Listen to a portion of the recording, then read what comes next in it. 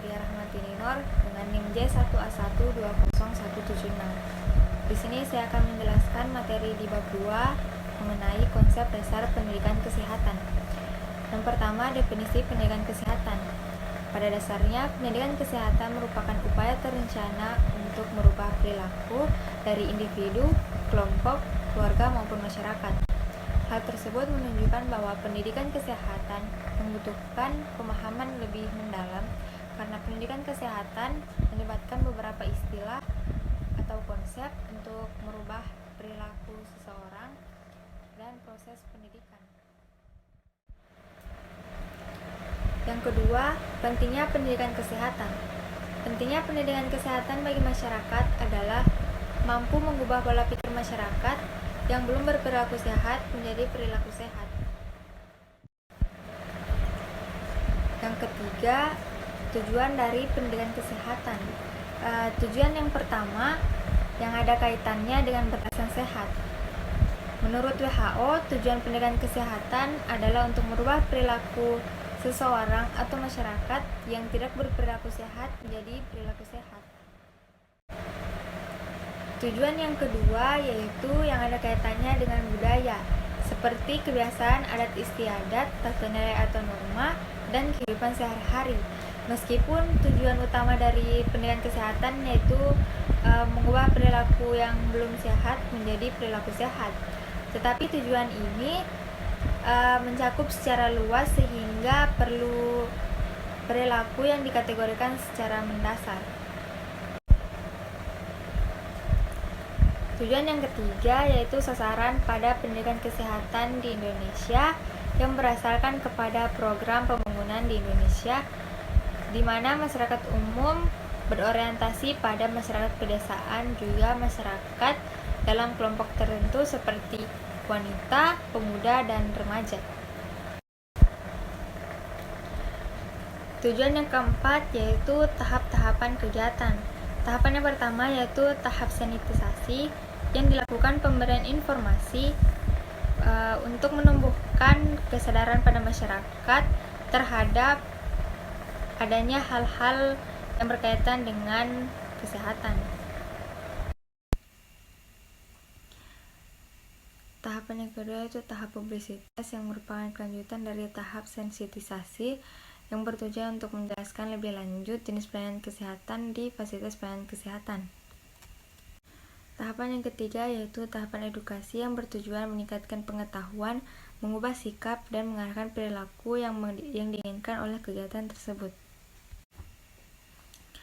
Tahapan yang terakhir yaitu tahap motivasi yang merupakan kelanjutan dari tahapan edukasi, yang dimana tahapan ini berarti bahwa setelah mengikuti pendidikan kesehatan, individu atau masyarakat mampu merubah perilaku sehari-hari sesuai dengan perilaku yang dianjurkan. Yang keempat, peran pendidikan kesehatan bagi kesehatan masyarakat. Yang pertama yaitu pendidikan kesehatan dalam faktor lingkungan. Agar sarana lingkungan fisik dan non-fisik dimanfaatkan dan dipelihara secara optimal, maka perlu dilakukan pendidikan kesehatan bagi masyarakat. Peran yang kedua yaitu pendidikan kesehatan dalam perilaku.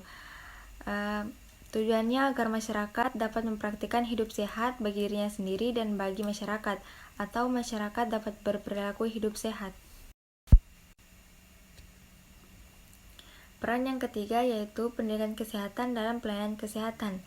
Dalam rangka perbaikan kesehatan masyarakat, pemerintah Indonesia dalam hal ini Departemen Kesehatan telah menyediakan fasilitas kesehatan masyarakat dalam bentuk pusat pelayanan kesehatan masyarakat.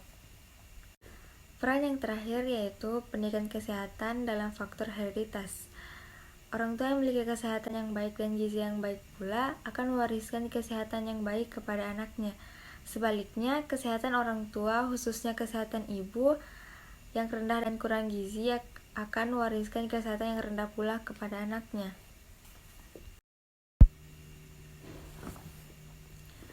Peran yang terakhir yaitu pendidikan kesehatan dalam faktor hereditas. Orang tua yang memiliki kesehatan yang baik dan gizi yang baik pula akan mewariskan kesehatan yang baik kepada anaknya. Sebaliknya, kesehatan orang tua, khususnya kesehatan ibu yang rendah dan kurang gizi akan mewariskan kesehatan yang rendah pula kepada anaknya. Yang kelima, ruang lingkup pendidikan kesehatan. Di sini ruang lingkup terbagi menjadi 3 aspek. Yang pertama berdasarkan aspek kesehatan. Aspek kesehatan juga terbagi menjadi 2 aspek. Yang pertama aspek promotif, yang sasaran pendidikan adalah kelompok orang sehat sekitar 80-85% populasi. Yang kedua, aspek pencegahan dan penyembuhan. Di sini aspeknya terbagi menjadi 2 tingkatan. Yang pertama, tingkatan primer yang bertujuan untuk meningkatkan upaya pendidikan untuk menghindarkan mereka tidak jatuh sakit atau terkena penyakit. Tingkatan yang kedua yaitu sekunder yang bertujuan agar pendidikan kesehatan memberi kemampuan kepada para penderita untuk mencegah penyakit yang bertambah parah.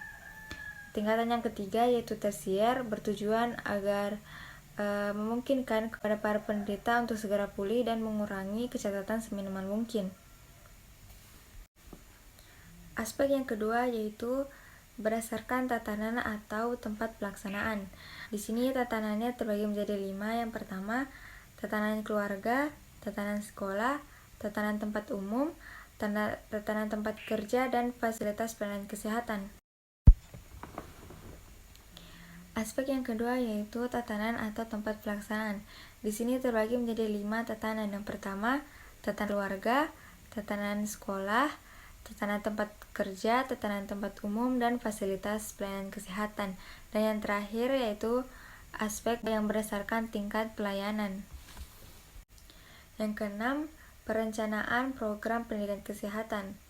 Fungsi dari program pendidikan kesehatan yakni sebagai pedoman pelaksanaan, fungsi pelaksanaan kegiatan, atau program baru yang berperan bila fungsi perencanaan telah selesai dilaksanakan.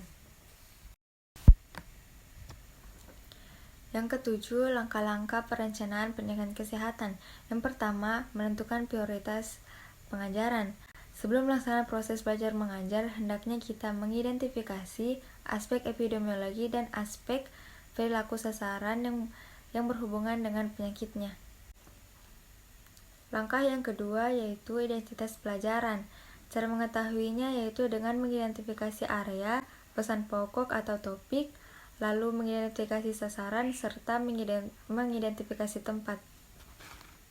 Langkah yang ketiga yaitu menentukan tujuan.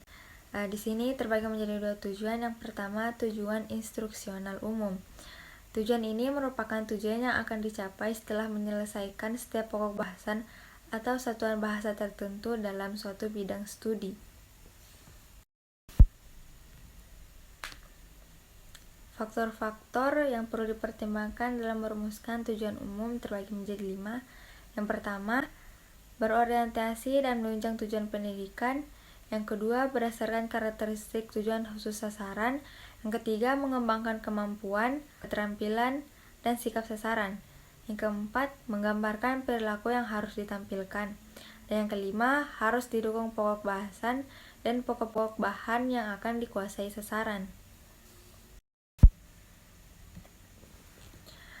Tujuan yang kedua yaitu tujuan instruksional khusus. Tujuan ini terbagi menjadi 4. Yang pertama, menggunakan istilah atau kata kerja operasional. Yang kedua, dalam bentuk hasil belajar. Yang ketiga, berbentuk tingkah laku sasaran. Dan yang keempat, meliputi satu jenis kemampuan. Tujuan instruksional khusus ini harus memenuhi 4 komponen. Yang pertama, audiens. Yang kedua, perilaku baik. Yang ketiga, kondisi. Dan yang keempat, persetujuan. Langkah yang kelima yaitu menentukan metode. Metode harus sesuai tujuan dan dapat mempercepat pencapaian tujuan. Juga bahan atau materi yang akan dikerjakan, alat yang tersedia, jumlah sasaran, mendorong sasaran tingkat aktif belajar, juga waktu dan kondisi saat proses belajar berlangsung.